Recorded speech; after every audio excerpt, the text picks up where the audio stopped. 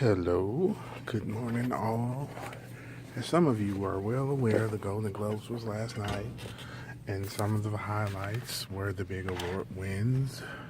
Some of them were surprises, and some of them, um, Denzel Washington won the Cecil B. DeMille Award this year, excuse me. So that was interesting, as well as Taraji P. Henson won Best Actress in a Drama Series. I just want to talk a little bit about the highlights and the evolution. One of the Amazon Prime series won Best Comedy or Musical, along with one of the actors on that series. So, the evolution is kind of imminent in regards to, especially Hollywood Foreign Press Association, and how it's perceived and how it's done. So that in itself is interesting, and just a different. The Miss Golden Globe was Jamie Foxx's daughter, Corinne. So there is some evolution in regards to people of color kind of, winning major awards. And both Taraji P. Henson and Viola Davis were nominated this year. So there is some evolution in regards to at least the nominations and the consideration, and the politics is, I think, starting to look at it a little differently. We have many miles to go, as Dr. King used to say, like a mighty stream. So I just wanted to touch on the Taraji and Viola Davis thing a little bit, because, oftentimes when actresses are put in the same category, they feel the need to compete. And what I've noticed thus far is that these two actresses don't feel that need. They're happy for each other, whether one wins, whether one doesn't. It's.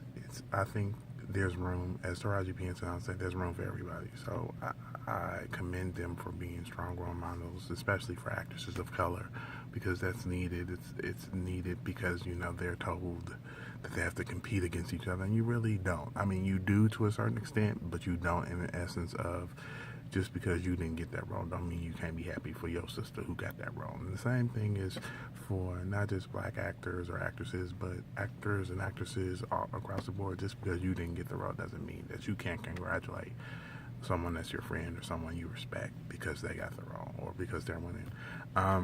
One of the things I do hope seriously is Leonardo DiCaprio. He won for Revenant last night, and I'm hoping this is his year. He's definitely one of my idols as far as acting goes. The depth of characters he's played since his childhood to now, being a 41-year-old actor, and he's grown, and he can. There are very few people I can say I've watched pretty much all their films and never been disappointed. He's one of the few. He's one, or watched a performance of theirs, be it on television, be it on, stage, whatever.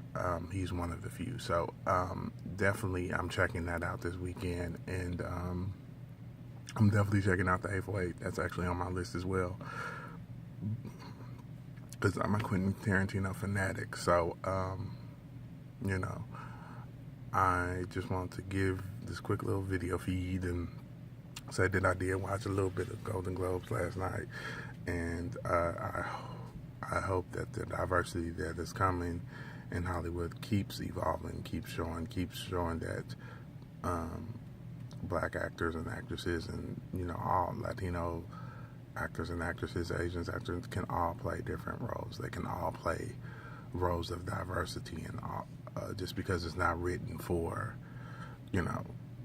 one particular persuasion doesn't mean someone can't do it. So I'm happy to see that there is some involvement. There's a whole lot more involvement in the last couple of years with the Golden Globes. With the Oscars, we'll see. SAGs has been very interesting in regards to their diversity, so we'll see if that trickles over to some of the Oscars. I was also, just a quick mention, happy to see that Sylvester Stallone won for Best Supporting Actor for Creed. I mean, that movie was just amazing in so many words, and I've done a separate review on that. So I'm signing off. Talk to you guys later.